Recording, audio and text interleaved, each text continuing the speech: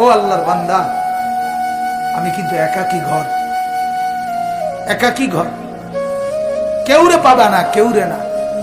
আমার বাপ এই পৃথিবীতেও একাকিত্বের যন্ত্রণা বড় সাংঘাতিক।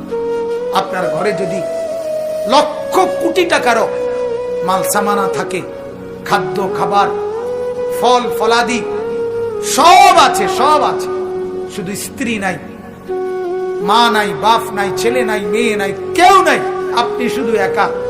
খোদার কসম, এই একাকিত্বের যন্ত্রণায় ঘরের সবকিছু না, সারা দুনিয়াটাই আপনার কাছে বিষাদ মনে হবে, মনে হবে আমার কিছুই নেই।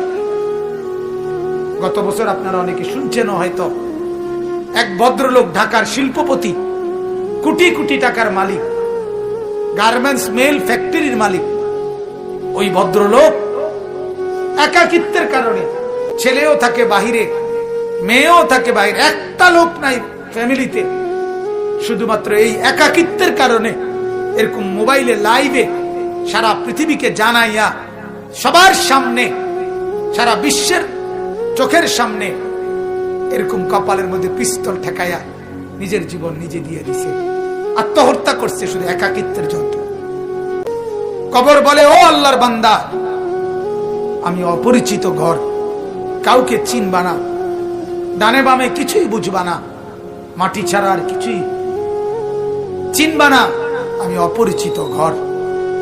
দুনিয়ার এক মানুষ আর এক মানুষের বাড়িতে গেলে মোটামুটি বুঝে এই রুমটার সামনের রুম, প্লাস্টিকের দরজাওয়ালা, এটা একটা বাথরুম, চুলা টুলা দেখা যায়, ওইটা রান্নার ঘর, মোটামুটি মানুষ আইডিয়া করে।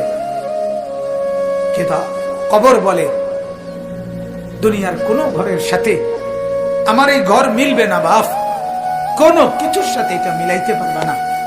অনুরোধ করছি, কবরের ফিকির করেন।